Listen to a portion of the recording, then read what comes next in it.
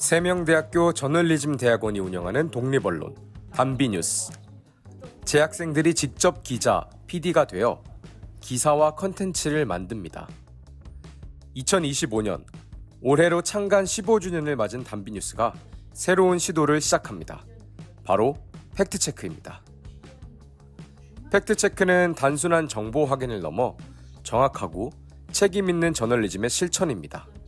보도가 나가기 전에 사실에 오류가 있는지 없는지를 검토하는 팩트체크는 20세기 초반부터 해왔습니다. 그런데 오늘날 우리가 팩트체크 혹은 팩트체크 저널리즘이라고 하는 건 보도 내용에 오류가 없느냐라고 하는 것들을 살펴보는 것뿐만이 아니라 정치인 이외에도 사람들의 공적 생활에 영향을 미칠 수 있는 자리에 있는 사람의 발언이라던가 아니면 그러한 유명인이 아니라고 하더라도 인터넷 같은 데에 이렇게 떠도는, 하지만 발언자가 누구인지도 불분명하지만 이렇다더라 라고 하는데 사실규명이 필요한 것들, 이런 것들과 관련된 것에 대해서 무엇이 사실인지를 검토하고 조사하고, 그래서 사실이다 사실이 아니다 라고 하는 판정까지 내려주는 작업, 이거를 팩트체크 저널리즘이라고 할 수 있습니다. 팩트체크는 1920, 30년대 타임, 뉴요커 등 뉴스 잡지에서 시작된 것으로 볼 수 있습니다. 1930년대 해당 뉴스 잡지들의 팩트체크를 하는 사람, 즉 팩트체커를 구한다는 광고가 실리기도 했습니다. 그러나 미국 언론에서 본격적으로 팩트체크의 필요성이 대두된 것은 1988년 당시 제41대 미국 대통령 선거였습니다. 당시 후보는 공화당 조지 부시와 민주당 마이클 듀카키스였는데요. 당시 두 후보의 선거전에서는 엄청난 네거티브 캠페인이 벌어졌습니다. 대표적인 사례가 부시 측이 내보낸 광고 영상입니다. 해당 광고 영상에는 듀카키스는 반미국인사라는 내용이 담겨 있었는데요. 문제는 그 내용이 근거 없는 허위였다는 점이었습니다. Michael Dukakis has opposed virtually every defense system we developed. He opposed new aircraft carriers. He opposed anti-satellite weapons. He opposed 4 missile systems, including the Pershing II missile deployment. He even criticized our rescue mission to Grenada and our strike on Libya. And now he wants to be our commander-in-chief. America can't afford that risk. 당시 미국 언론들은 광고의 내용을 별다른 검증 없이 그대로 인용해 보도했습니다. 사실 여부를 따지기보다 자극적인 메시지를 그대로 전한 것이죠. 그 결과 듀카키스의 지지율은 하락했죠. 2000년대 이후에는 소셜미디어를 통해 가짜뉴스가 기승을 부리기 시작했습니다. 2016년 미국 대선은 특히 혼탁했죠. 소셜미디어를 통한 가짜뉴스는 레거시 미디어보다 더 멀리 확산되고 더 많은 사람들에게 도달했습니다. 대표적인 사례는 이른바 피자게이트. 힐러리와 그의 선거대책 본부장 존 포데스타가 워싱턴 DC의 한 피자 가게 지하에서 아동 성매매 조직을 운영한다는 내용입니다. 4년 전 만들어진 가짜뉴스가 미국 대선을 앞두고 다시 숏폼 동영상 플랫폼인 틱톡을 중심으로 퍼진 것이죠. 한국에서 팩트체커라는 용어가 처음 사용된 건 2009년 중앙일보가 기사 출고 전 비정기적으로 외부 전문가에게 사실 확인을 맡기면서부터입니다. 이후 조선일보, 동아일보, 한겨레 등 주요 언론으로 확산되었는데요.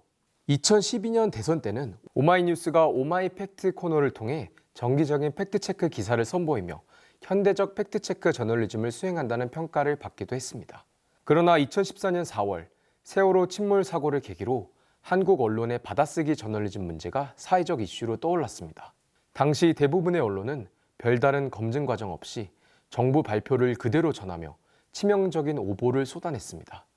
대표적인 사례가 바로 대부분의 언론이 보도한 세월호 전원구조 기사입니다. 사실은 정치적인 라이벌이 있었던 시기였다면 언제나 상대 경쟁자에 대한 가짜뉴스는 있었기 때문에 거의 인류와 더불어 있었던 현상이라고 봐야 되지 않을까 싶기도 합니다. 다른 사람의 주목을 받고 싶어서 가짜뉴스를 퍼뜨리기도 하고요. 양치기 소년 같은 얘기들이 있는 것처럼요. 오늘날의 이 가짜뉴스가 중요한 건 첫째, 인터넷을 통해서 가짜뉴스를 만들기도 쉬워졌다는 것, 그리고 가짜뉴스가 수익화될 수 있다는 것, 그 정치적인 양극화가 심하다는 것, 그리고 언론에 대한 신뢰도가 낮아지고 있다는 것, 이걸 특징적으로 든 바가 있습니다. 그렇다면 팩트체크는 무엇일까요? 한국언론진흥재단은 팩트체킹을 정치인이나 선거 후보자 같은 영향력 있는 인사의 발언, 언론 보도 내용, 소셜미디어에 떠도는 소문들을 철저히 검증해 사실 여부를 판별하고 알리는 활동이라고 말했습니다. 국제 팩트체킹 연맹 IFCN을 만든 미국 미디어 연구 교육기관인 포인터 재단의 닐 브라운 대표는 팩트체크는 권력에 관한 것이며 정치인들이 가진 권력을 시민들에게 되돌려주는 작업이라고 말합니다.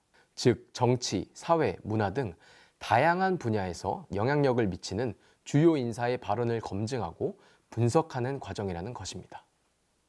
팩트체크 과정은 크게 5개로 나뉘어집니다. 우선 검증 대상을 선정하고 그에 대해 다각적으로 깊이 조사를 한 다음 진위 여부에 대해 판정을 내립니다. 그를 바탕으로 기사를 작성하고 독자들의 반응을 수용합니다. 단비 팩트체크는 불편부당하고 투명한 사실 검증을 위해 국제 팩트체킹 연맹 IFCN이 제정한 준칙을 준수합니다.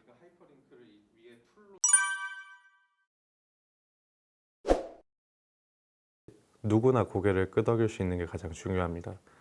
사실 그러기 위해서는 좌우 어느 한쪽으로도 이렇게 치우치지 않고 그 어떤 정파적인 의견에서 최대한 멀어져서 판정하는 것이 제일 중요합니다. 그래서 비당파성이라고 하는 것이 어쩌면 팩트체킹에 있어서는 가장 중요한 준칙으로 여겨지는 것 같고요. 첫 번째로 중요한 것은 이게 공익에 연결된 거냐. 예를 들어 팩트체크라는 이름을 걸고 연예인들에 대한 팩트체크 이런 것들을 하는 경우들도 있습니다만 그것이 공적인 삶과 연결되는 것이 아니라고 한다면 그건 팩트체크 대상이 될 수 없다고 생각합니다. 그리고 그 정보를 교정하지 않았을 때에 많은 사람들이 잘못 알 수 있고 그 잘못 아는 것들이 공익에 해가 됐느냐 이런 부분들이 판단 기준이 될 수 있겠죠. 그리고 무엇보다도 사실에 관한 것이어야 합니다. 의견은 검증 대상이 되지 않습니다. 그리고 사실에 의해서 판정을 내릴 수 있는 근거들이 또 있어야 하고요. 무엇을 검증하려고 하는지가 정해지면은 일단 그 발언의 출처에게 먼저 확인을 합니다. 그것이 어떻게 보면 가장 기존의 취재들이랑 좀 다른 부분일 텐데 일종의 반론 내지 해명의 기회를 주는 겁니다. 팩트체커들은 이 1차 자료, 흔히 말하는 프라이머리 소스에 가장 가깝게 가는 걸 목표로 하고 있습니다.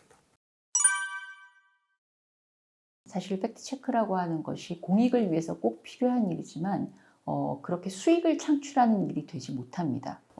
재정적인 지원을 받는다고 하더라도 그 재정적인 지원을 받는 것이 팩트체크의 검증 대상 선정이라든지 아니면 팩트체크의 결과 판정에 절대로 내용적인 영향을 미쳐서는 안 된다는 겁니다. 모든 팩트체크가 이것으로서 최종 결론이다라고 할 수 없는 것들이 있어요. 인간이 하는 일이기 때문에 오류가 있을 수도 있고 최대한 증거를 수집해서 판정을 내렸다고 하더라도 빠뜨린 증거가 있을 수 있고 반론이 있을 수도 있습니다. 근데 팩트체크의 경우에는 그 수정 과정을 밝히는 것까지가 정보이고 이것도 사람들에게 우리가 어떤 오류를 가지고 있었다라고 하는 것들을 투명하게 공개하는 것이 윤리적이라고 생각하기 때문에 이걸 반드시 투명하게 밝힙니다. 단비뉴스의 팩트체크는 지난 3월 시작됐습니다. 그동안 대선 후보자들의 주요 발언 검증 등 다양한 팩트체크 기사를 쓰고 있죠. 최근에는 국제 팩트체킹 네트워크 IFCN에서 25,000달러 규모의 지원도 받았습니다. 전 세계에서 23개 기관이 선정됐는데 한국에서는 단비뉴스가 유일합니다. 세명대학교 저널리즘대학원의 단비뉴스는 그 비영리 독립언론으로서의 독립성 이런 것들이 굉장히 강하고요. 단비 팩트체크가 가지고 있는 특징은 20대 팩트체커들이라는 점입니다. 단비 팩트체크의 20대 팩트체커들은 그런 것들을 예민하게 파악해낼 수 있는 그런 촉수가 있다고 생각을 합니다.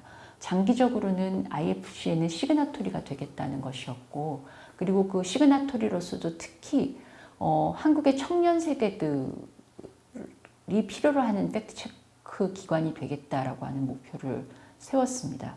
그래서 그런 부분들을 해낼 수 있는 것이 아마 담비 팩트체크가 가지는 고유한 힘이 되지 않을까 생각을 하고요. 저널리즘의 기본은 충실한 사실 보도입니다. 팩트체크는 정확하고 책임 있는 저널리즘을 실천하는 방법입니다. 그리고 세명대 저널리즘 대학원 담비뉴스는 그 새로운 길에 막 첫 발을 내디뎠습니다.